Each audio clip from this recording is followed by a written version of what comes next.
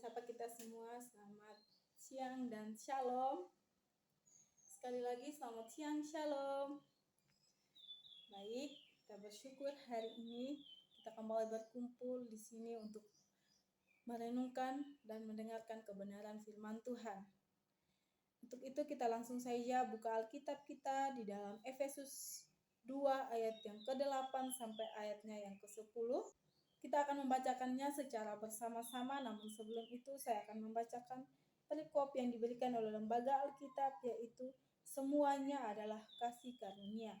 Ayat yang ke-8, sebab karena kasih karunia kamu diselamatkan oleh iman. Itu bukan hasil usahamu tetapi pemberian Allah. Ayat yang ke-9, itu bukan hasil pekerjaanmu, jangan ada orang yang memegahkan diri. Ayat yang ke-10, karena kita ini buatan Allah diciptakan dalam Kristus Yesus untuk melakukan pekerjaan baik yang dipersiapkan Allah sebelumnya. Ia mau supaya kita hidup di dalamnya. Amin. Nah, dari kebenaran firman Tuhan yang kita baca, saya akan memberikan tema yaitu keselamatan karena anugerah. Kenapa saya mengambil tema keselamatan karena anugerah? Karena banyak orang-orang di luar sana menginginkan yang namanya keselamatan, tetapi salah mengartikan keselamatan itu. Banyak orang di luar sana beranggapan bahwa keselamatan yang mereka dapatkan itu adalah hasil usaha mereka sendiri, adalah hasil pekerjaan mereka sendiri. Banyak orang-orang di luar sana yang beranggapan adalah keselamatan yang mereka dapatkan itu karena perbuatan baik mereka. Ketika mereka banyak menolong orang, mereka banyak melakukan kebaikan, karena mereka berpikir bahwa dengan mereka melakukan kebaikan, dengan banyak menolong orang, mereka akan mendapatkan keselamatan itu. Tetapi kebenaran firman Tuhan yang kita baca pada saat ini, Rasul Paulus menegaskan bahwa keselamatan yang kita dapatkan itu bukan karena hasil usaha kita sendiri, bukan karena kita banyak berbuat baik, bukan karena kita adalah orang-orang terpandang, bukan karena kita adalah orang kaya sehingga kita mendapatkan keselamatan itu, tetapi hanya karena kasih karunia Tuhan yang diberikan kepada kita secara cuma-cuma tanpa kita harus membayar sepeser pun. Teman-teman yang dikasihi Tuhan, sebenarnya keselamatan itu tidak pantas kita dapatkan. Karena apa? Karena kita adalah manusia yang banyak kesalahan, banyak melakukan dosa. Tetapi karena kasih karunia Tuhan, karena Tuhan mengasihi kita, Dia rela memberikan nyawanya untuk menebus dosa kita, untuk memberikan kita keselamatan dengan cara yang cuma-cuma tanpa kita harus membayar sepeser. Nah, teman-teman yang dikasihi Tuhan, ketika kita sudah diselamatkan oleh Tuhan dengan kasih karunia, maka apa respon kita terhadap keselamatan yang diberikan Tuhan kepada kita? Bagaimana respon kita terhadap kasih karunia yang Tuhan berikan kepada kita dengan cuma-cuma? Yang pertama, kita harus beriman kepada Tuhan. Dapat kita lihat di ayatnya yang ke-8, saya akan membacakannya. Sebab karena kasih karunia kamu diselamatkan oleh iman, itu bukan hasil usahamu tetapi pemberian Allah. Nah, di situ dikatakan bahwa karena kasih karunia kita diselamatkan. Sebab karena kasih karunia kita diselamatkan. Nah, Rasul Paulus menyatakan bahwa keselamatan berasal dari anugerah Tuhan yang dinyatakan kepada orang yang berdosa, yaitu kita orang yang berdosa. Dan keselamatan dapat dialami oleh seseorang hanya karena iman percaya kepada Tuhan. Nah, makanya kita harus tetap beriman kepada Tuhan. Kita harus menaruh iman kepercayaan kita kepada Tuhan. Karena keselamatan yang diberikan Tuhan kepada kita itu hanya karena iman percaya. Seperti yang dikatakan di dalam 2 Korintus 5 ayatnya yang ke-17 sampai ayat yang ke-18, di situ dikatakan, jadi siapa yang ada di dalam Kristus, ia adalah ciptaan baru, yang lama sudah berlalu, sesungguhnya yang baru sudah datang. Nah, dan semua itu dari Allah yang dengan perantaran Kristus telah mendamaikan kita dengan dirinya dan telah mempercayakan pelayanan perdamaian itu kepada kami. Nah, seluruh proses keselamatan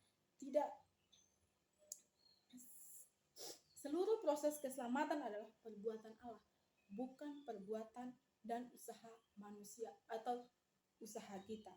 Nah, Allah adalah kasih karunia yang penuh kemurahan yang dinyatakan kepada orang-orang berdosa, bukan mereka layak, tetapi karena kasih karunia Allah, bukan karena kita layak untuk mendapatkan keselamatan itu, tetapi karena kasih karunia Allah kepada kita.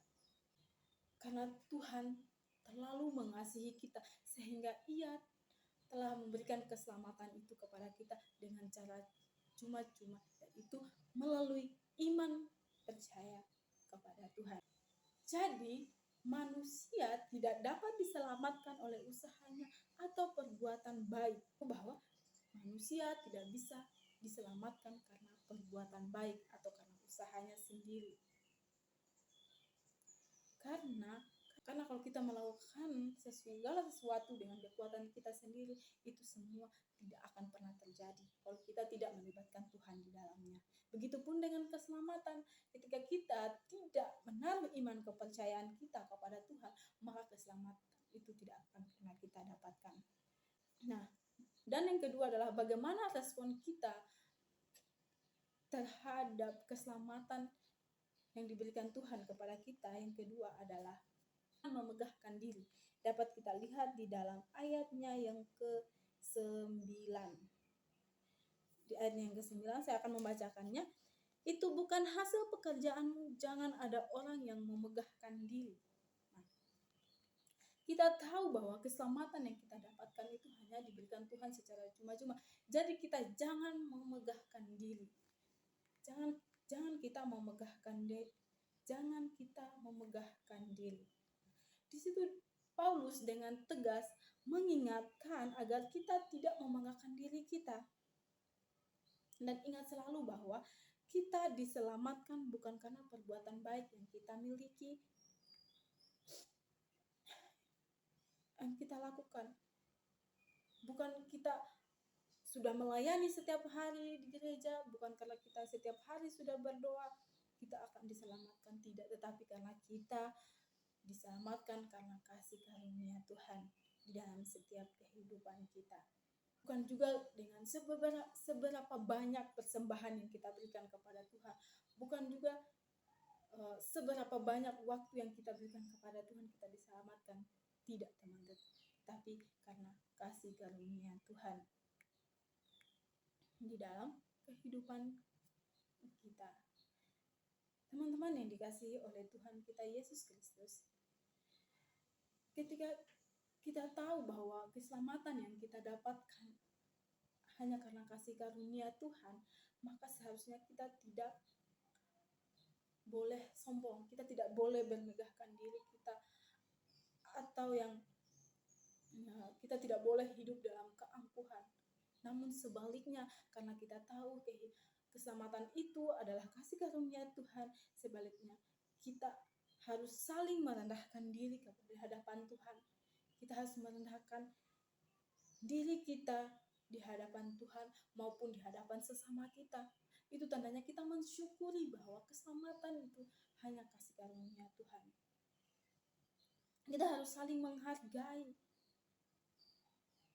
Mari kita menciptakan suasana yang saling mempedulikan kepada orang lain. Karena apa? Karena kita ini diselamatkan hanya karena kasih karunia Tuhan. Jadi kita harus melakukan, jangan kita sombong atau kita bermegahkan diri di dalam Tuhan.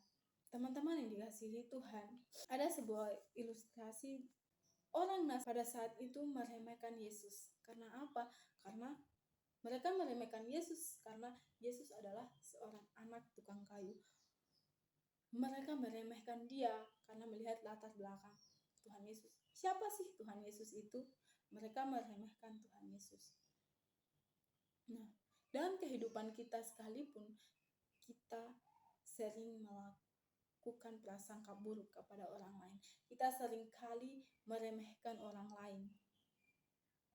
Seperti yang dilakukan orang Nazaret ini, mereka merasa sombong karena latar belakang mereka lebih tinggi daripada Yesus. Karena mereka tahu Yesus hanyalah anak seorang tukang kayu, mereka meremehkan Yesus. Seringkali di dalam kehidupan kita pun sering kita lakukan seperti itu. Ketika kita merasa diri kita paling hebat, merasa diri kita paling pintar, kita memegahkan diri kita. Tetapi melalui kebenaran firman Tuhan pada pagi hari ini, marilah kita memperbaiki diri kita. Kita jaga sikap kita. Janganlah kita bermegahkan diri. Karena apa teman-teman? Karena keselamatan yang kita dapatkan itu hanyalah karena kasih anugerah Tuhan. Jadi apa yang kita harus sombongkan di dalam diri kita tidak ada. Dan yang ketiga adalah bagaimana respon kita terhadap keselamatan yang Tuhan berikan secara cuma-cuma kepada kita. Yang ketiga adalah melakukan pekerjaan yang baik. Dapat kita lihat di ayatnya yang ke-10. Saya akan membacakannya. Karena kita ini buatan Allah, diciptakan dalam Kristus Yesus untuk melakukan pekerjaan baik yang dipersiapkan Allah sebelumnya Ia mau supaya kita hidup di dalamnya. Nah, kita ini adalah buatan Allah, diciptakan dalam Kristus Yesus untuk melakukan pekerjaan baik. Tampak bahwa segala sesuatu adalah karena kasih karunia Tuhan. Karena kasih karunia Tuhan, karena sebab semua keuntungan rohani yang kita peroleh itu berasal daripada Tuhan. Kita peroleh dari perbuatan kita, tetapi itu semua karena kita buat semua berasal daripada Tuhan. Jadi bukan karena kita sudah melakukan kebaikan kita melakukan kebaikan kita diselamatkan, tapi itu semua di sini dikatakan di ayat 10, karena ini buatan Allah, diciptakan dalam Kristus Yesus untuk melakukan pekerjaan baik. Jadi kita diciptakan Tuhan untuk melakukan pekerjaan baik. Pekerjaan seperti apa? Yaitu pekerjaan yang Tuhan kehendaki, bukan pekerjaan atas kehendak kita, tetapi pekerjaan yang Tuhan inginkan atau pekerjaan yang Tuhan kehendaki. Itulah yang kita harus lakukan. Nah, teman-teman yang dikasihi oleh Tuhan kita Yesus Kristus, di sini di ayat ke-10, kenapa maksud daripada Paulus yaitu bahwa kita adalah ciptaan baru, bukan hanya sebagai manusia, tetapi sebagai orang yang kudus.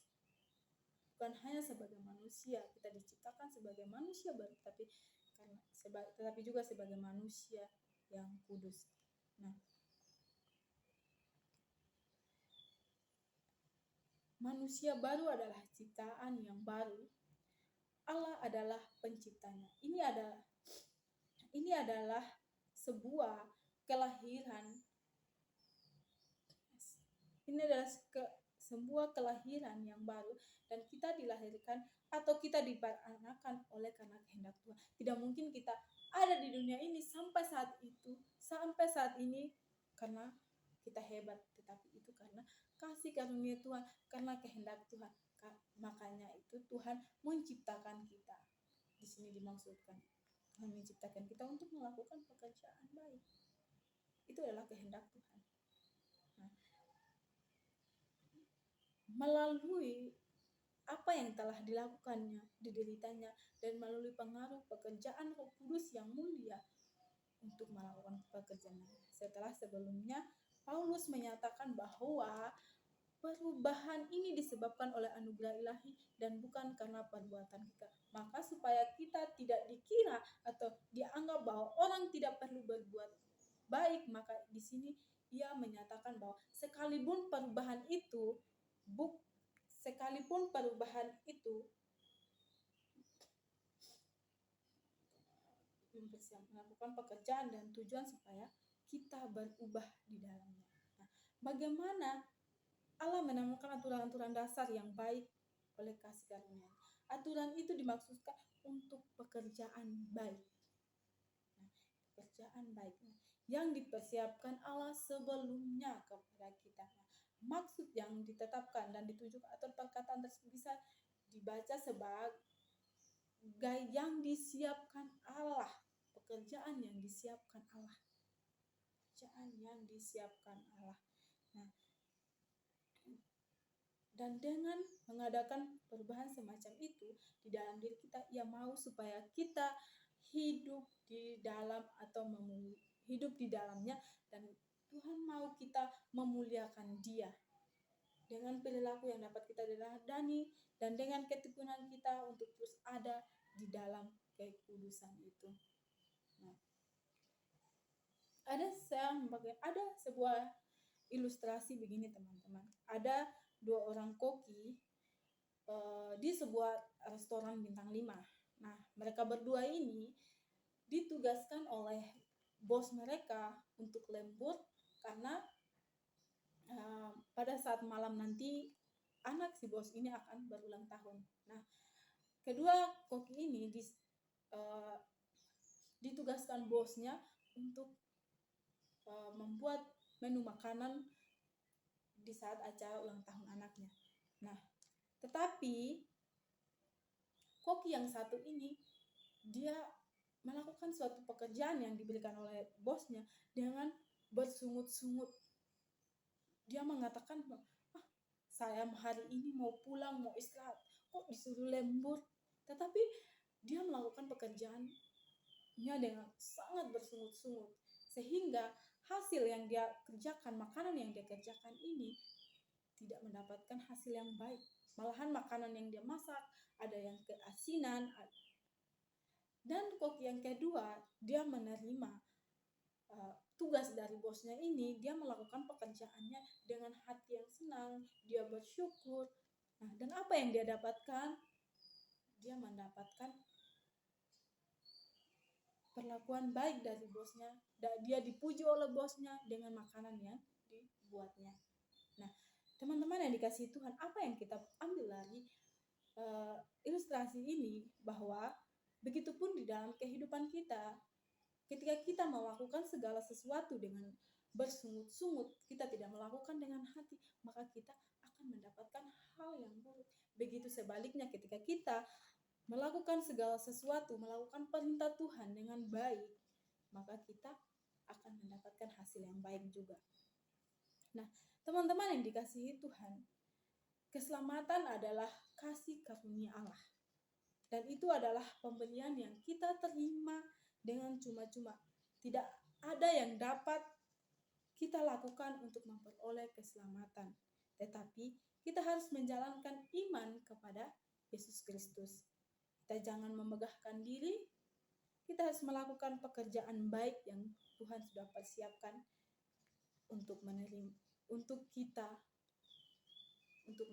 keselamatan itu. Amin untuk kebenaran firman Tuhan. Shalom.